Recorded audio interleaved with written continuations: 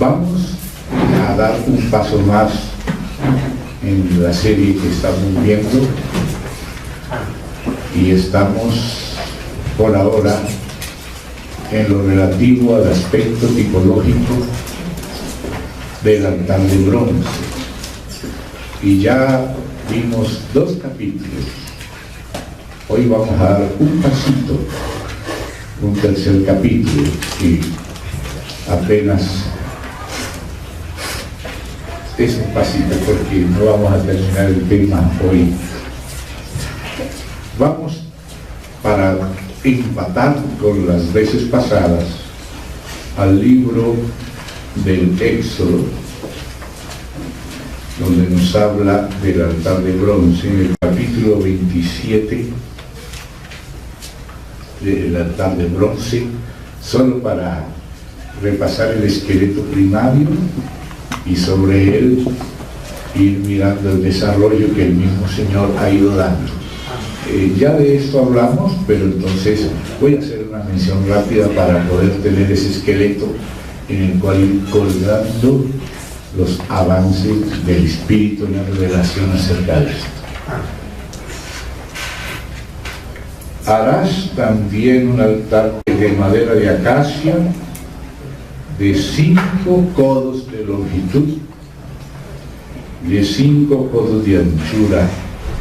Será cuadrado el altar y su altura de 3 codos.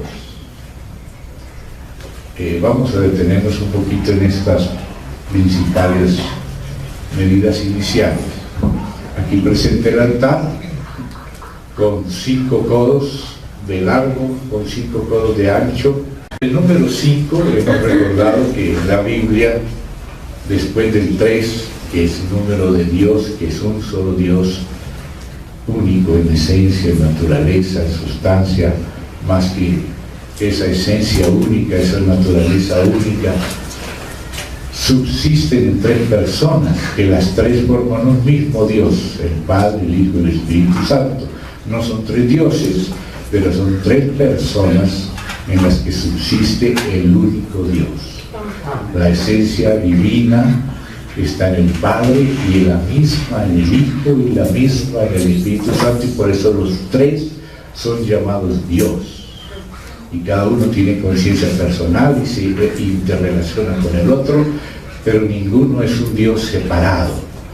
Ninguna de las 3 personas es un Dios separado. Es una persona en la que subsiste el único Dios, ya sea de manera ingénita como en el Padre, o unigénito como en el Hijo, o procedente del Padre y del Hijo como en el Espíritu Santo. 3 maneras distintas como subsiste el único Dios en 3 personas.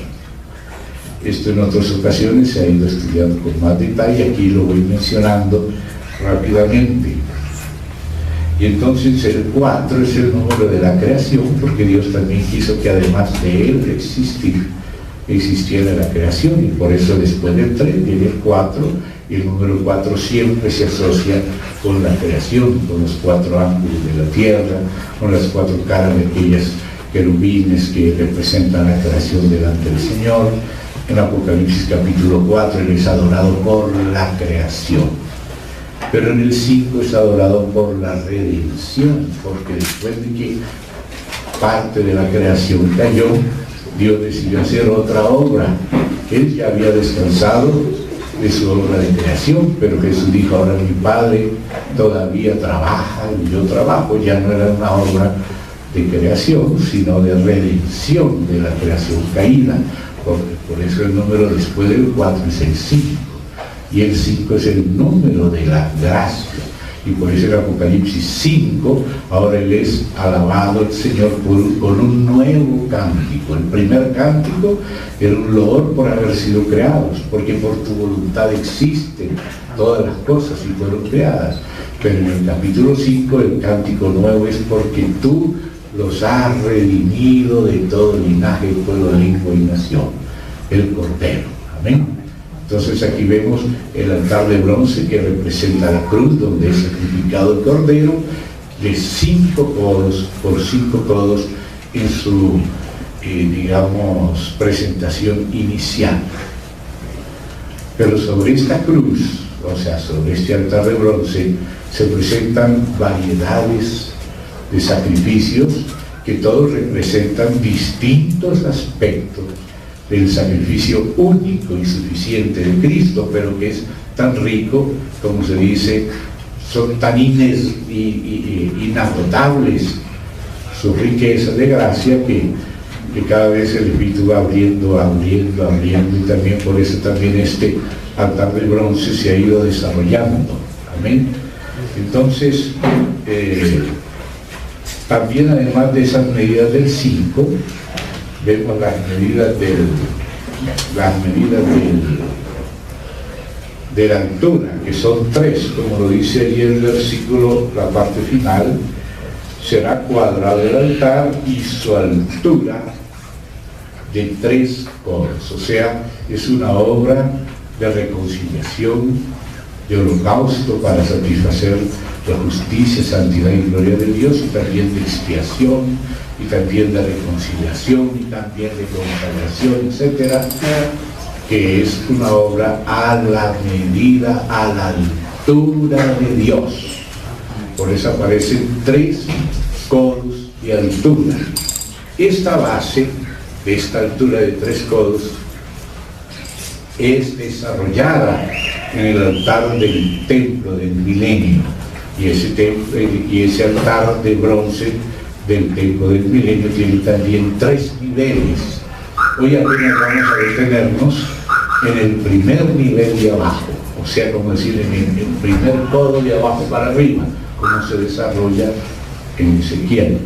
Pero antes de llegar a Ezequiel tenemos que pasar algo que la vez pasada pasamos un momentito, del altar de bronce del tabernáculo al altar de bronce en el templo, el que edificó el hijo de David, Salomón, en figura de Cristo. Y la vez pasada hicimos una mención de las modificaciones, y es por causa de algunas cosas. Gracias. Entonces, hermanos, vamos a ir a unos versículos que nos van a ayudar en esto. Vamos a tener abierto el capítulo 43 de Ezequiel. Hoy apenas vamos a detenernos en el verso 13, solo en el 13, o sea, en el primer nivel de los 3 niveles que tiene el altar: el Hei, el Sober y el Ariel. Así se llaman en el hebreo. Hei, el mayor, que es la base de todo, que sostiene todas las otras partes.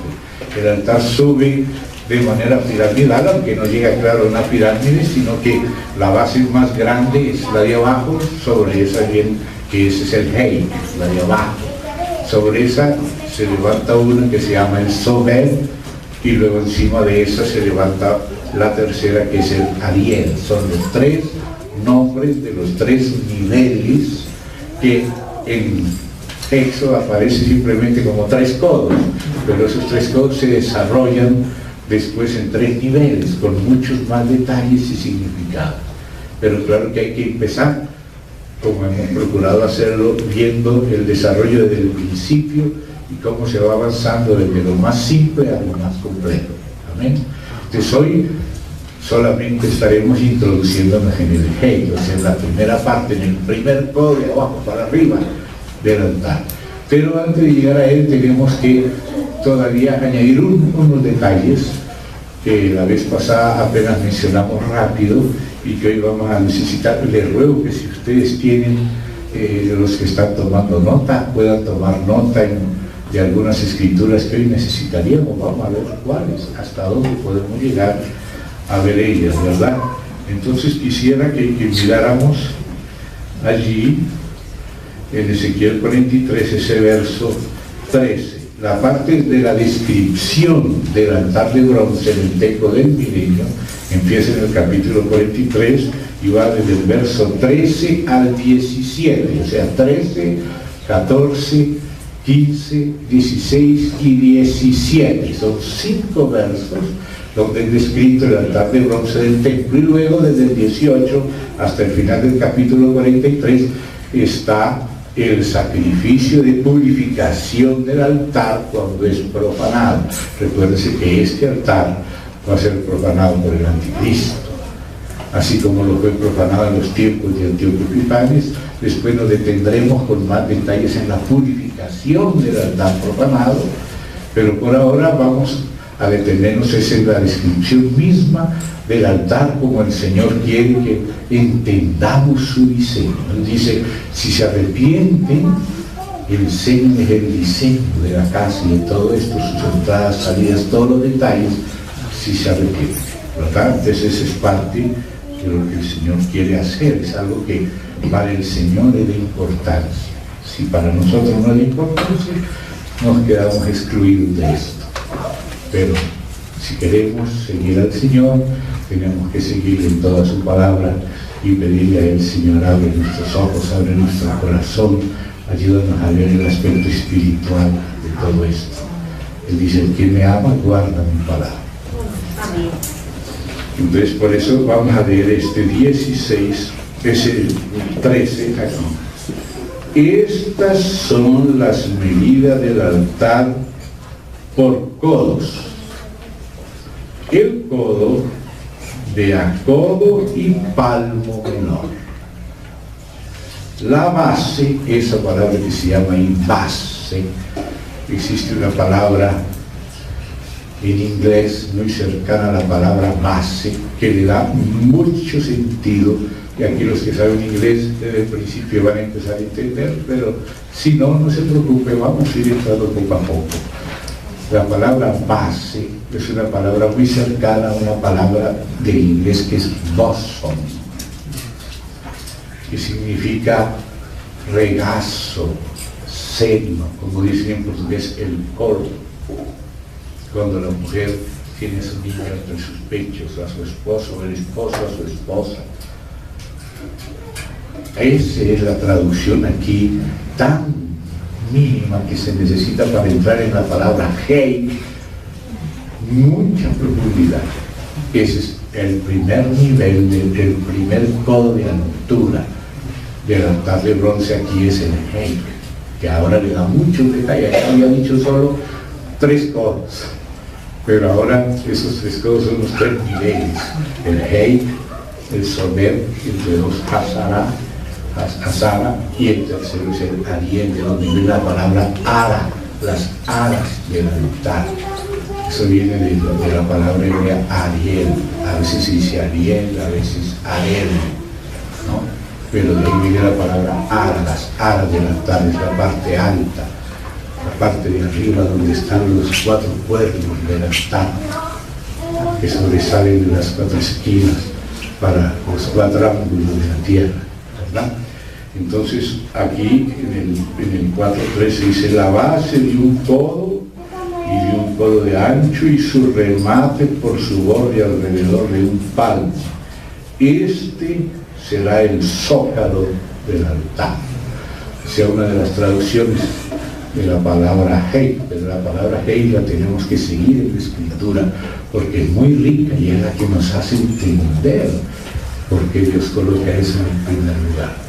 Pero entonces no podemos saltarnos así tan rápidamente la pasada del tabernáculo al templo del hijo de David en tiempo de Salomón, ¿verdad? El tabernáculo al templo, y luego de ahí pasar al del milenio. Tenemos que, la vez pasada hicimos una mención que hoy debemos desarrollarlo un poquito más para tener esos elementos juntos para poder ir avanzando con ellos. Amén. Entonces yo les voy a rogar que vamos a unos versos aquí, que es en Reyes. Vamos a mirar 2 versos, Primera de Reyes y Segunda de Crónicas. Vamos entonces vamos a tener los 2 bien abiertos para ir comparando uno con el otro. Primera de Reyes, capítulo 8, el versículo es el 64. Vamos a leer primero 8, 64. Dice así y luego comparamos. Miren cómo lo dice. Aquel mismo día santificó el rey, este se refiere al día cuando se dedicó el templo de Salomón, el templo de Dios que edificó Salomón, hijo de David, en figura de Cristo. Ustedes recuerdan que Jesús, Dios, le había dicho a David: tú has derramado mucha sangre, tú no me edificarás casa, pero tu pueblo, pero tu hijo que nacerá de ti, tu hijo, él me edificará casa. Entonces el hijo de David le edificaría casa. Entonces, claro, primero vino el hijo de David en tipología, que es Salomón, y con los materiales que le preparó su padre David, y con las medidas que David recibió de Dios por revelación, muy distinto de lo que hizo Herodes, que fue engrandecer el templo según cosas de él, pero Dios nunca se lo mandó de esa manera, porque lo que hizo Herodes no era mandado por Dios, por tanto no cuadra con las medidas, con la tipología de la numerología bíblica, etc. En cambio, lo que hizo Salomón fue porque lo recibió de David, no solo los materiales, sino el plano. Ustedes cuando leen Primera de Crónicas ven que Dios fue el que le dio a David el plano del templo, las medidas. Aquí nos demoramos un buen tiempo, casi un año, con los hermanos aquí en Teusaquillo, en estas reuniones de los viernes, estudiando el templo, y vimos esas medidas y los detalles del templo. Amén. Y esas medidas se las dio Dios a David, o sea, son medidas de revelación. No son solamente cosas arquitectónicas con motivos de vanagloria, como me parece que es lo que hizo Herodes. No, aquí son revelaciones divinas. Es Dios diciéndole al hijo de David cuáles son las medidas que satisfacen su corazón para su casa. Entonces esa tipología habla, y esa tipología sigue hablando. Entonces ahora vamos a ver cómo esa tipología del tiempo de Salomón desarrolla la tipología del tiempo de Moisés en el tabernáculo. Empezamos hoy recordando otra vez esas mínimas medidas, y ahora vamos a ver aquí lo de Salomón. Pero hay algo curioso que hizo Salomón. El altar de bronce, con las medidas que Dios dio a Moisés, existía en el templo, solo que, como leímos la vez pasada, fueron ampliadas. ¿Por qué? Porque se hizo un altar complementario en el atrio, y aquí hay que aprender algo. Entonces eso está aquí donde estamos leyendo en Primera de Reyes 8:64. Aquel mismo día, y si quieren lo podemos leer desde un poquito más atrás para que vean el contexto. Dice desde el 62: entonces el rey y todo Israel con él, y ahí está la palabra clara. El rey, que es el hijo de David, figura de Cristo. Primero, él es el que hace todo. Primero es el que pasa por la cruz por nosotros. O sea, él muere por nosotros. Hay un aspecto, lo que él hizo por nosotros. Pero hay otro aspecto, lo que él hace en nosotros y con nosotros. Entonces hay que pasar no solamente del sentido de lo que él hizo por nosotros, sino que lo que él hizo por nosotros es para poder hacer algo en nosotros, y entonces poder hacer algo con nosotros, en la medida que haga algo en nosotros. Primero hizo por él solito, consumado él, nadie le ayudó, pero también él simbolizó la inclusión nuestra en su cruz. Él no murió solamente, él sí murió por nosotros en la cruz solito, pero también él murió para que nosotros también moramos con él. Ese es el otro aspecto, pasar ese segundo escalón, como dice: si uno murió por todos, luego todos murieron. Esa es la inclusión de los demás en la muerte de Cristo. Esa es la crucifixión no solo de Jesucristo por nosotros, sino también de nosotros y de nuestro viejo hombre con Jesucristo, para morir con Él. Con eso hay una ampliación. Y por eso dice acá, volvemos ahí a 1 Reyes 8, entonces el rey, es el hijo de David, y, entonces ahí, y todo Israel con él, o sea, todo el pueblo que le sigue, ¿qué hicieron? Sacrificaron víctimas delante de Jehová. ¿Quién es la primera víctima? El Señor mismo, suficiente para salvarnos. Pero también, si nos unimos a Él, también nosotros somos ahora las otras víctimas. Ahora somos nosotros también los que debemos morir y debemos descender al polvo y a la sepultura juntamente con Él. Entonces, primeramente Él muere por nosotros, pero ahora el Espíritu Santo, así como la paloma guió al Cordero, ahora la misma paloma guía al cuerpo de Cristo, que ha sido bautizado en su muerte, para también serlo en su resurrección. Entonces, por eso dice aquí lo siguiente: y todo Israel con él, sacrificaron víctimas delante de Yahvé. Y ahora mire lo que pasó ahí en el templo. Y ofreció Salomón sacrificios de paz. Porque lo primero era el holocausto, que es para satisfacer la justicia de Dios, la santidad y la gloria de Dios, porque Él fue ofendido y el Señor es el mediador entre Dios y los hombres. Y la obra de la cruz no es solamente pensando en los hombres, sino pensando en su Padre. Su Padre no pecó, pero su Padre fue ofendido terriblemente. Entonces Él fue sacrificado, porque el perdón no podía ser sin sacrificio. ¿Por qué Dios no nos perdonó sin el sacrificio de Cristo? Porque entonces su justicia no sería satisfecha y su gloria no sería reivindicada, ni su santidad. Entonces Él perdonó, pero a través del sacrificio. Jesús dijo: Padre, si tú quieres, puedes hacer que pase ya esta hora, pero no como yo quiero, sino como tú quieres. Y el Padre, ¿qué hizo? Le dio la copa para que la base fuese suficiente. Hay que tener la base. ¿Ven?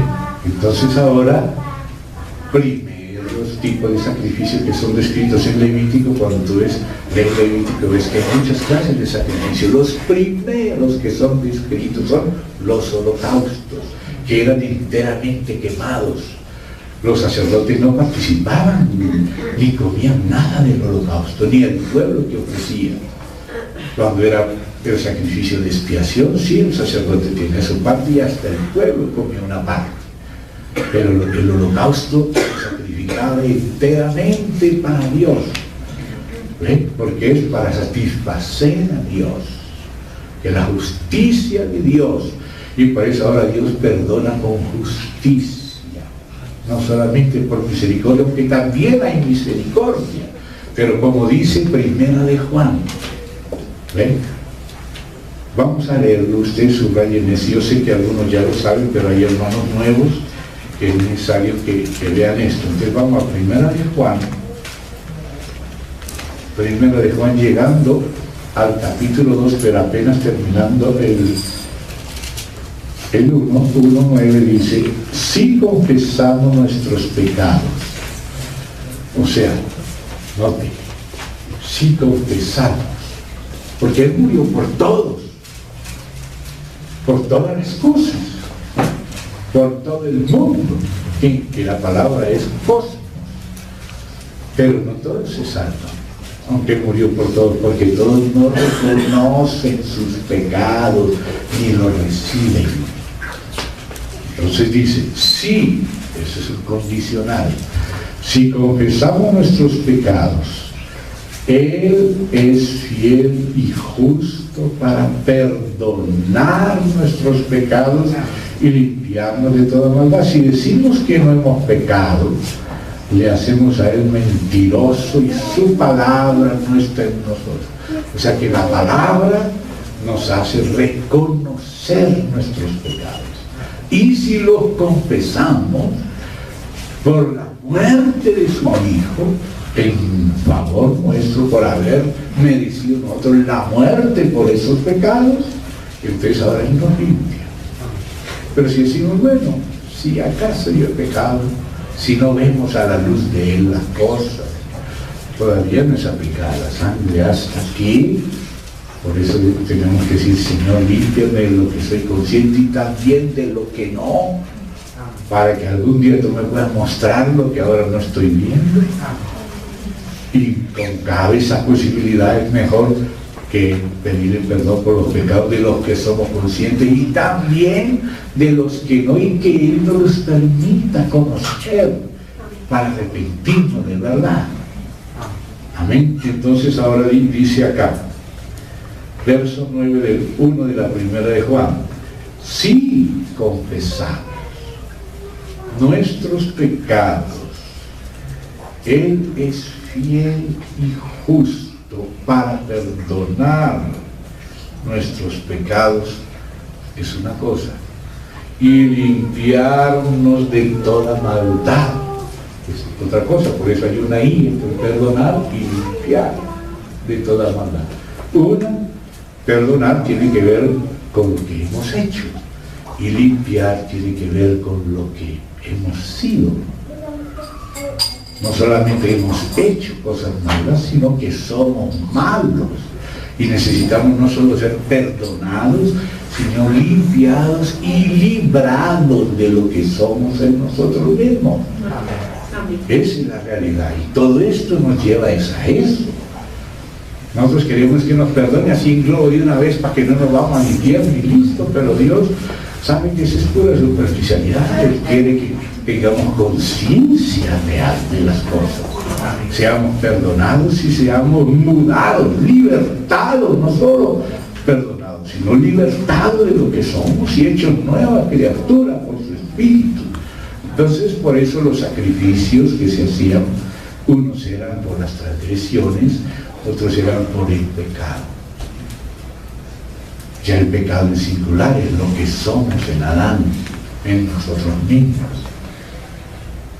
Entonces eso es que necesitamos no solamente ser perdonados, sino librados, crucificados con Cristo. ¿Ve? Entonces aquí dice Juan, Él, si confesamos, Él es fiel y justo. ¿Por qué usa esas palabras fiel y justo? ¿Por qué no dice simplemente Él es misericordioso, un abuelito gordo que le hacemos una cosquillita y ya, como si no hubiera pasado nada? ¿Ven? No es así. Él es fiel y justo porque su Hijo murió. Sin derramamiento de sangre no hay remisión de pecados. ¿Por qué? Porque la justicia de Dios dice, eso es un pecado digno de muerte. Y mientras uno no tome conciencia de eso, entonces uno ni lo confiesa, ni ve la necesidad de la sangre, y uno no puede ser limpiado. Dios lo que quiere es quitarnos toda la enfermedad y iluminarnos. Y de verdad, perdonarnos y limpiarnos y libertarnos y regenerarnos y santificarnos y renovarnos y configurarnos a su Hijo y transformarnos de verdad, íntegramente, espíritu, alma y cuerpo. Todos esos niveles. Entonces no podemos ni siquiera pasar largo por el primer nivel, que a veces pasamos muy apresurados sin confesar. Bueno, si en algo hice, entonces bueno, perdóname. No es así. No es así.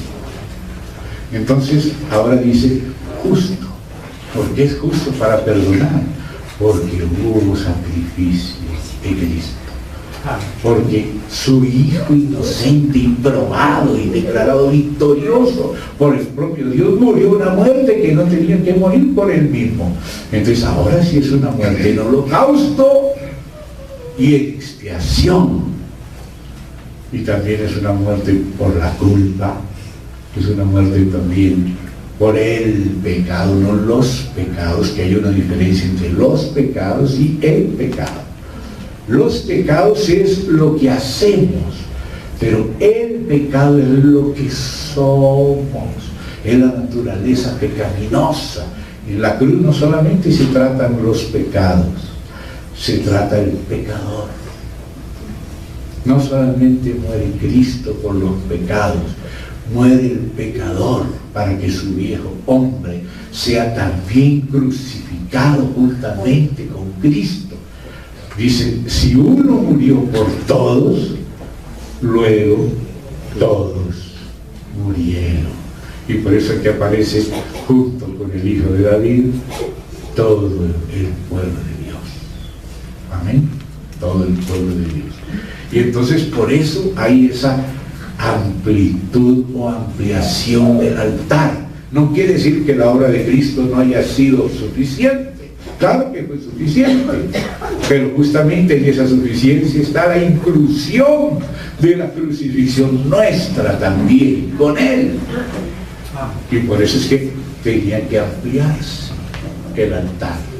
No porque no hubiera sido suficiente la obra de Cristo, sino para que nosotros comprendiéramos que la obra de Cristo era para involucrarnos a nosotros en su muerte, para nosotros también morir con Él. Que Él muera por nosotros, ahí está perfectamente simbolizado en el altar, sin ampliación del tabernáculo, aunque ahí en todas esas alturas, esos tres codos están escondidas, cosas que después Dios las empieza a ir mostrando cuando va ampliando la tipología del altar de bronce. Entonces seguimos leyendo allí el 63, y ofreció Salomón sacrificios de paz, porque ahí hay paz. Ya esos son los sacrificios que cuando tú ves la lista del Levítico son los que aparecen no al principio aparecen otros. El holocausto es para con Dios, la reconciliación, hay que reconciliarse con Dios y el corazón de Dios tiene que quedar satisfecho. Él no va a probar el pecado, ni la injusticia, ni la inmundicia, ni la falta de santidad, ni la afrenta a su gloria, sin el sacrificio de su Hijo. No se puede ser liviano en estas cosas. ¿Ven? Entonces ahora dice esto, después del sacrificio por transgresiones, sacrificio por el pecado, por la culpa, hay el sacrificio de paz, de reconciliación. Cuando ustedes estudian Romanos, ven que la propiciación es la base de la redención. Sin propiciación, sin poner a Dios en pro y no en contra. Eso es propiciación. Jesucristo es la propiciación. Sobre la base de la propiciación está la redención.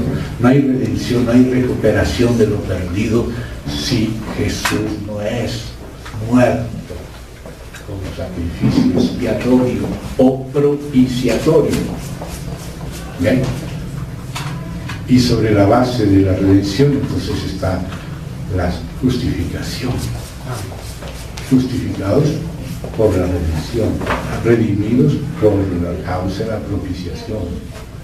Y después vienen reconciliados. Y después vienen salvos de la ira y salvos por la vida. Son distintos aspectos.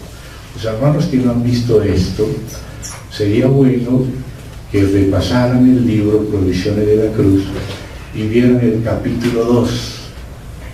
En el libro provisiones de la cruz, en el capítulo 2 se muestra esas diferencias entre propiciación y relaciones también, no solo diferencias y relaciones, continuidades, efectos, sustentos o fundamentos.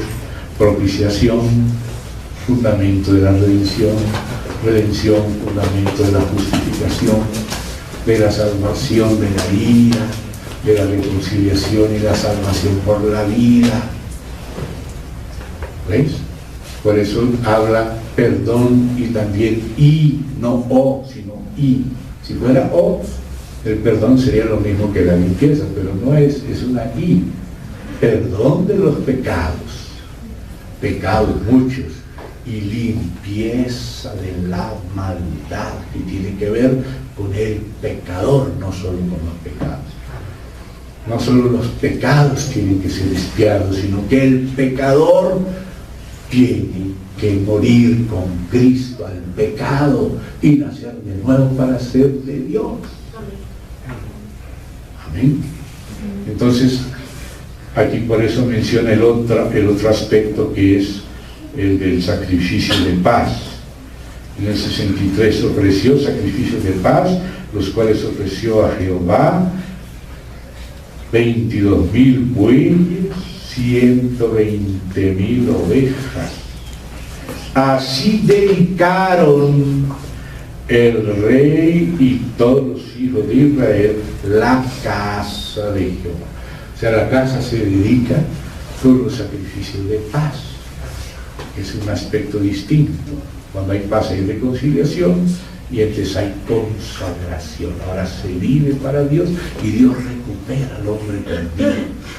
No solo recupera al hombre del infierno, sino que lo recupera de su miseria en sí mismo, para darnos a Cristo por vida, para que vivamos por Cristo. Entonces las cosas nos damos cuenta que no es solo un perdón así rapidito, bueno, me perdono y listo, gracias, ahora ya puedo volver otra vez a la discoteca. Eso así no es, así no es.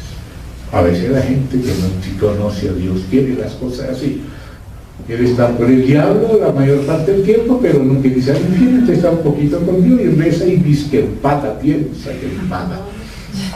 No es así. Amén. Entonces ahora sí llegamos al 64 de 1 Reyes 8. Aquel mismo día santificó el rey el medio del atrio. Note que en el atrio, ya en el templo, en el atrio del tabernáculo, era un solo atrio, pero había dos muebles. Un mueble que era el lavacro, que tiene que ver con el arrepentimiento, el reconocimiento, la confesión de los pecados, y el otro que era el altar, que tiene que ver con creer en el Evangelio, creer en el sacrificio expiatorio que nos limpia y nos perdona y nos limpia. Pero esos dos aspectos ya comienzan en el altar del templo, y por eso cuando aquí se estudia el altar del templo se da cuenta que ya el templo comienzan a aparecer dos aspectos en el atrio, y había unas columnas de bronce con unas maderas de cedro que mostraban que ese atrio estaba dividido en dos partes, y cuando llegamos al templo del milenio ahora sí son dos atrios, el exterior y el interior. Y el exterior tiene que ver con el lavacro, o sea, con el, se llamaba el enlosado, donde Jesús fue al enlosado a ser juzgado por Pilato. Entonces el enlosado es el primer acto exterior del templo del milenio, donde se desarrolla la tipología del lavacro de bronce, o sea, la obra de convivencia del Espíritu Santo, haciéndonos reconocer los pecados, para conducirnos como ayo a Cristo, del lavacro al otro atrio, o sea, a donde está el altar de bronce. Pero ahora Salomón amplía lo que pasa en el atrio en el templo de Salomón, se ha hecho por Salomón, y mire lo que dice ahí, que también eso se desarrolla después mucho más en el milenio. Por eso no quería que pasáramos por alto este avance.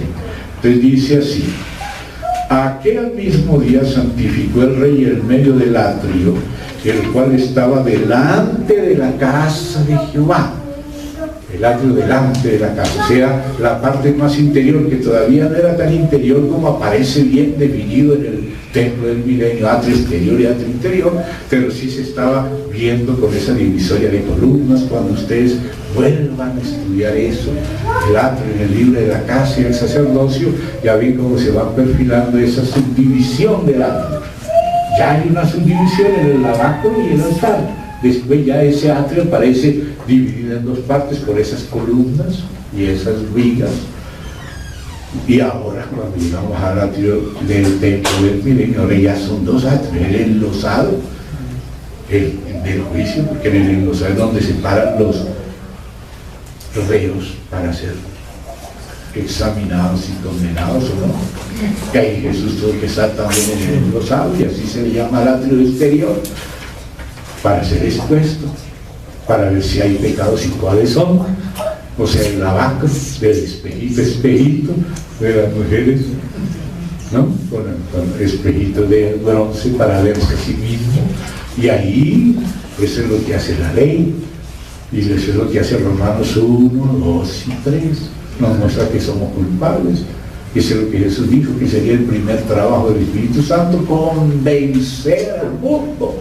Y cuando Cristo venga, ¿qué va a hacer? Va a dejar convictos a todos los impíos que oraron y hablaron impíamente contra el Señor. Entonces ese es el trabajo del Señor. Dice que delante de Él viene su obra, y su obra comienza por convencer al mundo, primero de pecado y entonces de justicia. Ese pecado debe ser juzgado, y entonces de juicio. Ahí está el altar.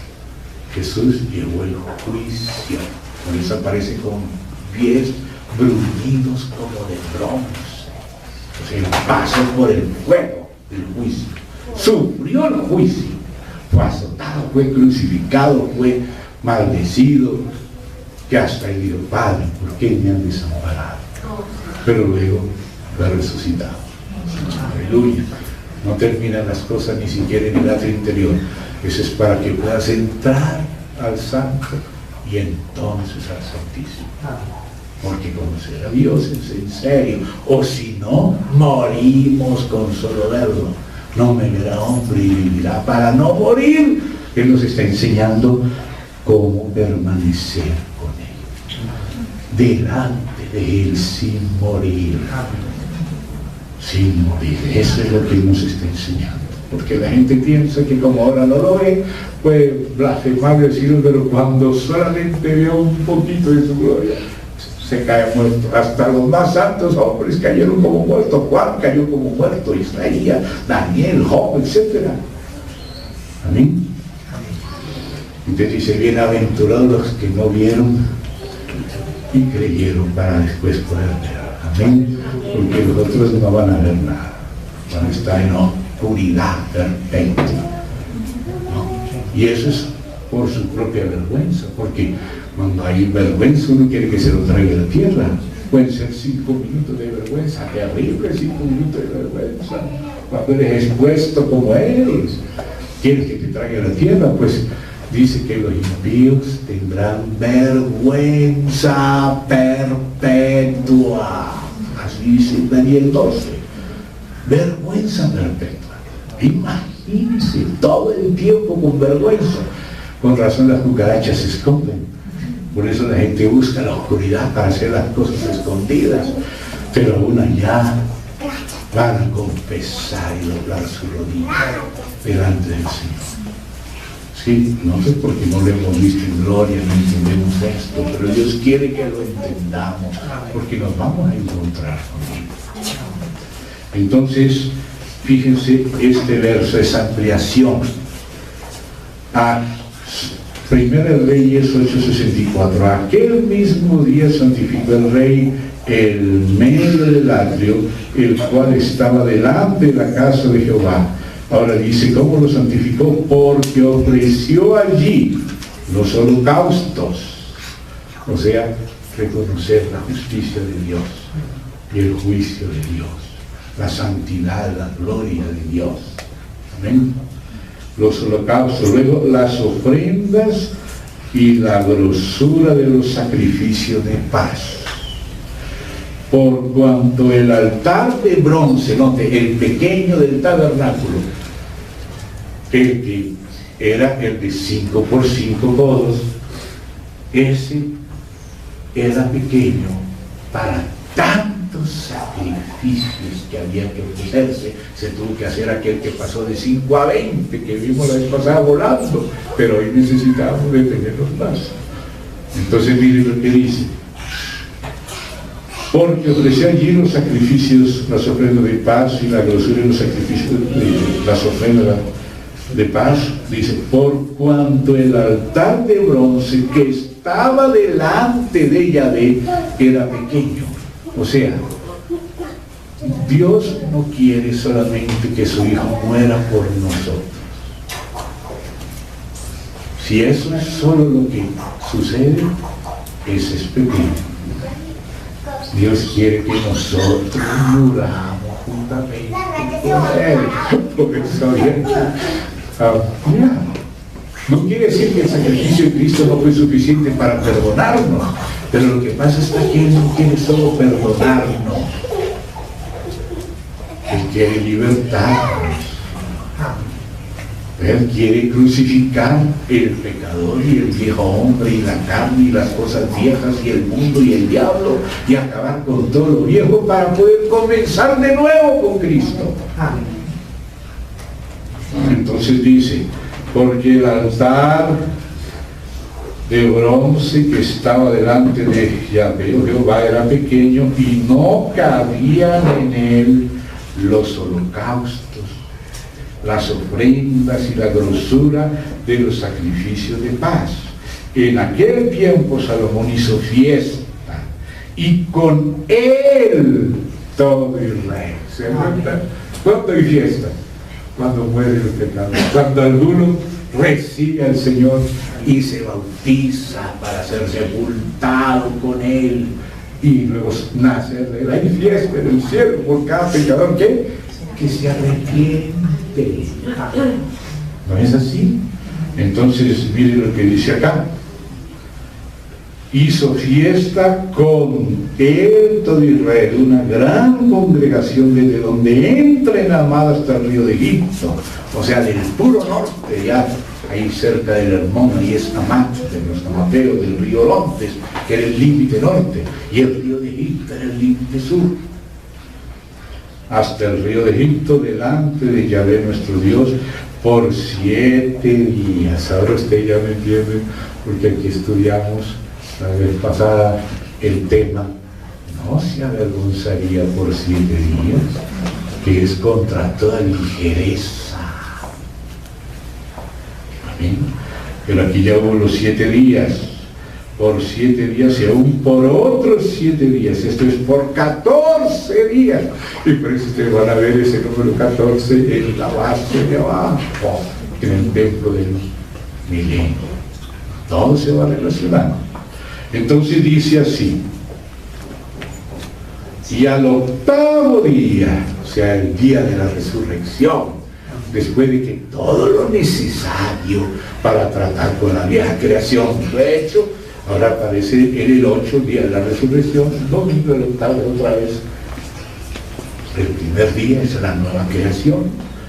Y el 8º día despidió al pueblo, y ellos, bendiciendo al rey, se fueron a sus moradas alegres y gozosos de corazón por todos los beneficios que Jehová había hecho a David su siervo y a su pueblo. Y de todos los beneficios. ¿Se da cuenta, hermano? Cómo la cosa avanza ya ahora de la muerte a la resurrección. Entonces ahora vamos a 2 de Crónicas 4:1, que fue el que la vez pasada leímos, porque nos dimos cuenta que aquí él tuvo que hacer otro altar, para que cupieran todo ese montón, porque eran miles. Entonces, ahora sí, porque la vez pasada por el tiempo solo pudimos mencionarlo, pero ahora ya estamos entrando en su sentido, ¿verdad? Entonces, Crónicas, segunda de Crónicas 4:1, se refiere a ese otro altar, porque el de bronce era pequeño, que fue el que en el atrio colocó Salomón para incluirnos a nosotros. Entonces no me vayan a entender mal, no estamos diciendo que la obra de Cristo no es suficiente, solo que la obra de Cristo, Dios no quiere que sea solamente por nosotros, sino que nos incluya también a nosotros, que no solamente Él muera por nosotros, sino que nosotros moramos por Él. Leo aquí y paso a otro pasaje. Entonces dice en 2 de Crónicas 4, hizo además un altar de bronce de 20 codos de longitud, antes era de 5, 20 codos de anchura y 10 codos de altura. Tengo de los números, antes era 5 por 5 y de 3 de altura, por eso comenzamos leyendo allá. Ahora ese otro adicional que nos incluye a nosotros, ahora pasó de ser de 5 por 4, porque el número 4 es el número de la creación, ahora es 20 por 20. O sea que las cosas viejas pasaron también, nosotros también hemos muerto con Él, no solo Él por nosotros. Lo de por nosotros está bien explicadito en el 5 por 5 del altar de bronce del atrio del tabernáculo, pero ahora es 20 por 20 y la altura ya no es de 3 sino de 10, que representa la generalidad de la humanidad, las naciones, para ser incluidos, o sea, el viejo hombre también. Y ahora entonces vamos al Nuevo Testamento para ver ese principio. Ahora vamos a Colosenses 1, verso 24. Este verso muchas veces lo hemos tratado, pero ahora recordarlo y volverlo a colocar aquí en este contexto. Colosenses 1, 24. Dice, ahora me gozo en lo que padezco por vosotros. Ahora ya no es solamente Cristo muriendo por la iglesia, sino Pablo, los apóstoles y los que quieran cooperar con Cristo, también dispuestos a sacrificarse por la iglesia. No un sacrificio expiatorio, porque el expiatorio ya fue cumplido por Cristo, pero para colaborar con la edificación del cuerpo de Cristo se necesita sufrir con Cristo. Nosotros. Porque a veces nosotros decimos, bueno, si Cristo murió por mí, ¿por qué tengo yo que padecer? ¿Sabes por qué? Porque Dios no quiere solo que no vayas al infierno, sino que dejes de ser tan miserable como eres. Porque si no vas a echar a perder, o voy a echar a perder otra vez el paraíso, el cielo. Ustedes me entienden. Necesitamos más que ser perdonados, necesitamos ser transformados, liberados, no solo perdonados de lo que hicimos, sino liberados de lo que somos. Por eso dice, perdón de los pecados y limpieza de toda maldad. Y ahora dice aquí así, me gozo en lo que padezco por vosotros y cumplo en mi carne lo que falta de, no a, vamos a entender eso, lo que falta de las aflicciones de Cristo por su cuerpo, que es la iglesia. Cumplo en mi carne lo que falta de, no a las aflicciones de Cristo no le falta nada, a mí me falta ir experimentando de las aflicciones de Cristo. ¿Entiende la diferencia? No es que Cristo no hizo todo completo, ahora me toca a mí ayudarles a morir. No, cuando Él murió en la cruz fue consumado eso. Ya la obra de la redención fue hecha y sobre esa base ahora el cuerpo debe ser edificado. Y ahí es cuando el Señor permite que Simón Cireneo le ayude a cargar la cruz. ¿Qué significa? ¿Por qué? Si Cristo, Él murió solo por nosotros, ¿por qué permitió que Simón Cireneo le ayudara un poquito a cargar la cruz? Eso significa que nosotros somos incluidos y se nos concede no solo creer en Él, sino padecer por Él. ¿Para qué? Para colaborar con la edificación del cuerpo de Cristo. No es por la redención. Nuestro padecimiento no es para redención, como algunos católicos se equivocan y piensan que su sufrimiento se lo dedican a Dios por la salvación del mundo. No. El sacrificio de Cristo Él solo lo llevó. Pero ahora Él quiere que nosotros le ayudemos a cargar la cruz. Es decir, que nosotros también muramos a nosotros mismos, nos humillemos hasta la muerte para que su casa pueda ser edificada. Aquí no se trata de perdonar pecados, sino de sufrir para que su casa pueda ser edificada. Porque si nos negamos a ciertos sufrimientos, no se hacen cosas que deberían ser hechas. Y solamente si morimos con Él, esas cosas van a ser hechas. O si nos quedamos en un nivel hasta la mitad o menos de la mitad de los muros. Entonces, ¿qué dice acá? Cumplo, dice, lo que padezco y me gozo. Oiga, ahora Pablo llegó a gozarse, nosotros sufrimos, pero Pablo aprendió a superar el sufrimiento y a gozarse. Me gozo en lo que padezco por vosotros, pero es muy distinto el padecimiento de Pablo y el de cualquiera de nosotros al de Cristo. El de Cristo es expiatorio. El nuestro es concesión, se nos concede no solo creer, sino padecer por Él. Y Él dijo, todo aquel que quiere vivir piadosamente padecerá persecución. Eso es cooperar con la obra de Cristo. ¿Ven? Entonces eso es ampliar el altar de bronce de 5 por 5 a 20 por 20 para incluir con el Hijo de David a todo Israel, el pueblo de Dios.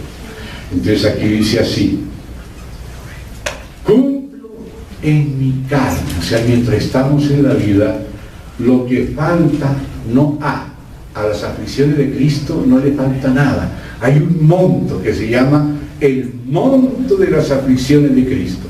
De esas aflicciones se nos concede participar un poquito a nosotros, no para salvar, sino para llevar el Evangelio, para soportar en nombre del Señor, para que el Evangelio de Cristo, para que por la gracia suficiente de Cristo otros sean salvados, para que otros sean edificados. Tenemos que estar dispuestos a padecer con Cristo. O sea, tomar del monto suficiente de las aflicciones de Él, que se cumplan en nosotros un poquito.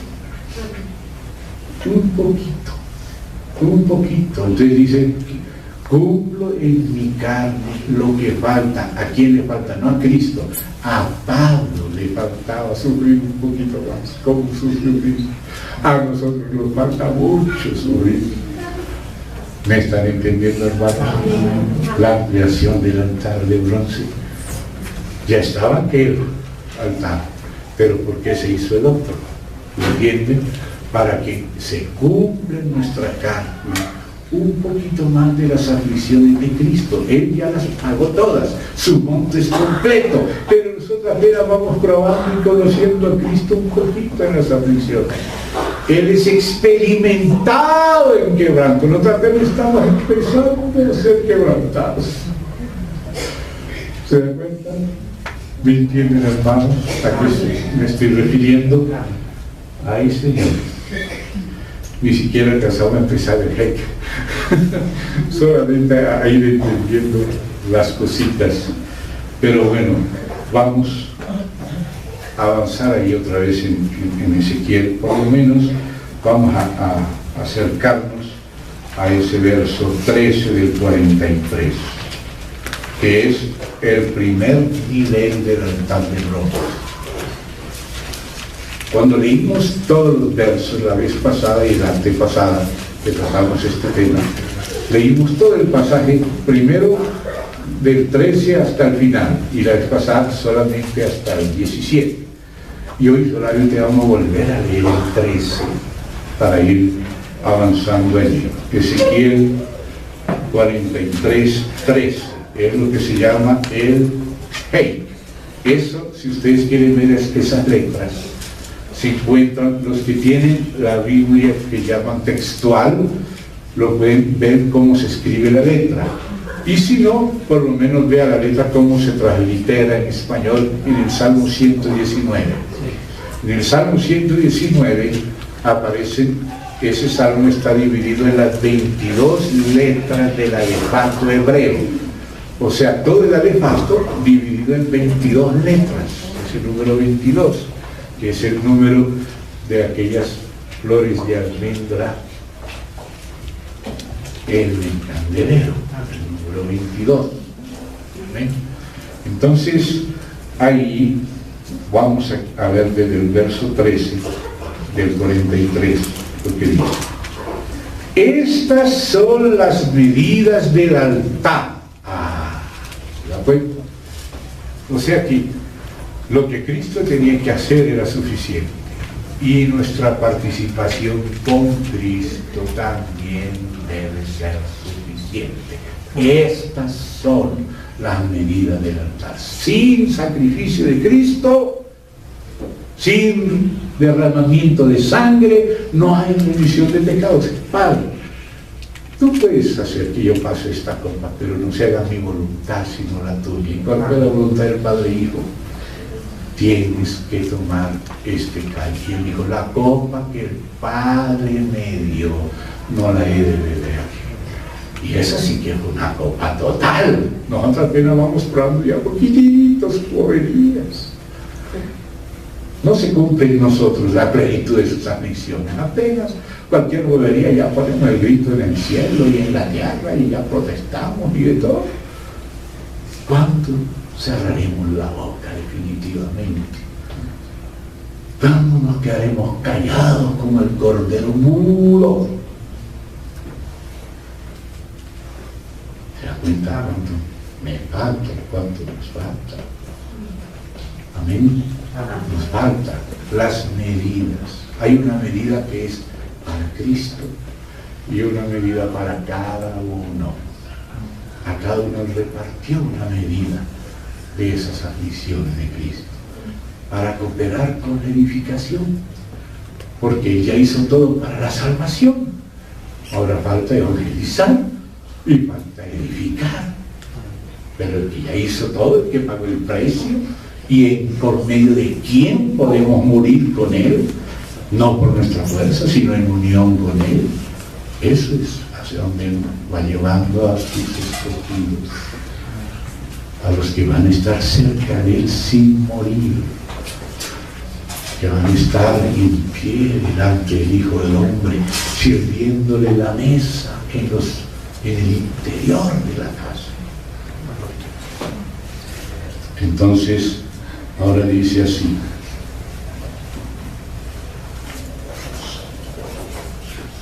el codo, porque decía las medidas del altar por codos, pero entonces ahora explica el codo de acodo y palmo menor. Antes, en el tiempo del tabernáculo y también del templo, o sea, en el templo, en el tiempo de la historia de la iglesia, el codo es un codo estándar de 45 centímetros, más o menos desde la punta del dedo más alto, el dedo del evangelista, que es el primero que toca a la gente, ¿verdad? Porque el maestro es el meñique, los apóstoles, los profetas, los evangelistas y los pastores, los que se le anular donde se llevan los anillos. 5 dedos, la mano de Dios. Entonces ahí el codo empieza desde donde comienza el evangelio, desde el dedo más alto, que es el ministerio del evangelismo, hasta el codo. Ese es un codo. Esos son los codos estándar. Pero en el milenio los codos tienen una adición, que es el mismo codo más un palmo menor. La distancia del ancho de la mano, ese es el palmo menor, y el palmo mayor es una cuarta, o sea, desde la punta del pulgar hasta la punta del meñique abierto, esa es una cuarta, o sea, un palmo mayor. Pero cuando la mano está cerrada y se toma el ancho, ese es un palmo menor. Y el palmo era aquel que se ponía alrededor de la mesa para que los panes no se cayeran. Nos habla de la mano de Dios, de la protección de Dios. Entonces las medidas en el milenio son más perfectas que en el tiempo de la iglesia. En el tiempo de la iglesia el codo es el estándar, promedio 45 centímetros a 50 más o menos. Pero en el milenio ya es más allá de la iglesia. Ahora es apenas ser fiel en lo poco. La historia de la iglesia es ser fiel en lo poco. ¿Qué hiciste con tu mina? Produjo 10 minas. Muy bien, en lo poco fuiste fiel. Sobre mucho te pondré. Ahora lo mucho viene en el milenio, solo que algunos tendrán menos en el milenio que en la iglesia si no le sirven al Señor. ¿Qué hiciste con tu mina? Ah, Señor, la guardé. Como eras duro, ¿no? Quiere recogernos menos en brazo y empieza a tratar al Señor de duro. Entonces, ¿qué le dice el Señor? Entonces, vamos a darle esa mina al que produce minas. O sea que aquel otro que tenía una mina se queda sin nada.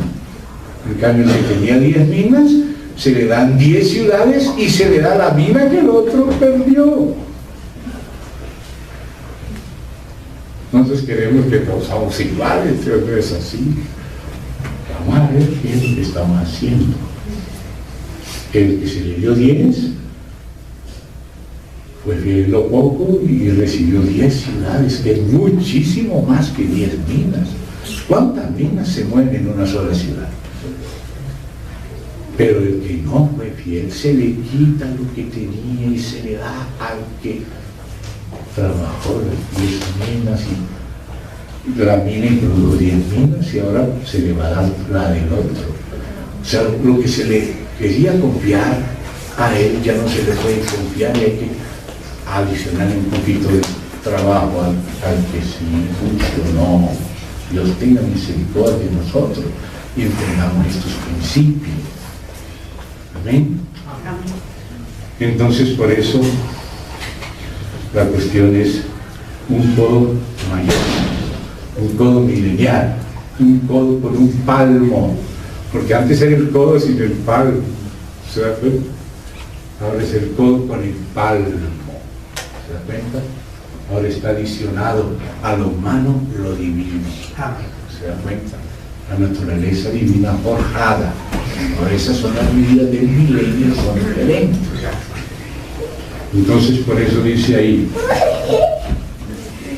la base, estas son las medidas del altar por codos. El codo, ¿cuál tipo de codo? De a codo y palmo menor. Ya no son con 45, sino con 60 y tanto. ¿Se da cuenta? La base, esa es la palabra que se llama heik.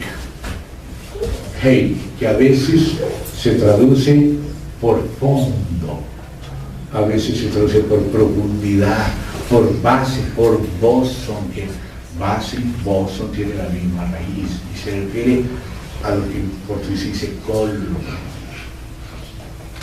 seno, regazo. Y la parte de abajo del altar, la más ancha, es el regazo, pero tiene mucho más significado. Cuando tú empiezas a tomar la palabra hey en su contexto por todas las escrituras, ves el profundo significado. A veces quiere decir surco, a veces quiere decir canal, y el canal que tienen las mujeres entre sus dos pechos aquí, el seno, ya no se refiere a los senos, sino como el seno de Abraham. Jesucristo está en el seno del Padre, todo el altar está en el seno de Dios. Entonces, por causa de la hora, vamos a parar aquí porque vamos a necesitar seguir esa palabrita hey con todos sus versículos para tener el significado de lo que significa la base, el hey, el fundamento, el sustento total del altar de Dios. Amén. Entonces, hoy apenas quedamos en la ampliación del altar de bronce, ¿verdad? Entonces podríamos decirle, eso es anticipando las otras cosas. Amén. Qué preciosa es la palabra del Señor. Gracias, hermanos, me acomodé con estas. Oremos al Señor. Señor, tu palabra es preciosa. Tu palabra nos convida. Tú nos quieres contigo. Pero ¿cómo podríamos estar si no te verá hombre y vivirá? Por eso, para poder verte, tenemos que ser hechos semejantes a ti, como dice tu palabra. Te veremos, porque seremos hechos semejantes a ti. Oh Señor, ayúdanos a caminar contigo, a entender esto, a apreciarlo, a comprenderte, Señor, y a pagar en unión con Cristo este precioso precio que se nos concede sufrir un poquito del monto que tú sufriste, suficiente para salvar. Nos concede no solo creer, sino sufrir y padecer contigo para la edificación del cuerpo. Como dice Pablo, Señor, en él se cumplía lo que le faltaba a él del monte de tus aflicciones por tu iglesia. Ayúdanos, Señor, que tengan sentido nuestras aflicciones y que tengan fruto para ti. En el nombre del Señor Jesús. Y gracias por este privilegio que nos concedes, y perdónanos de ser tan chilletas, Señor. En el nombre de Jesucristo. Amén. Y amén. Gracias, Señor.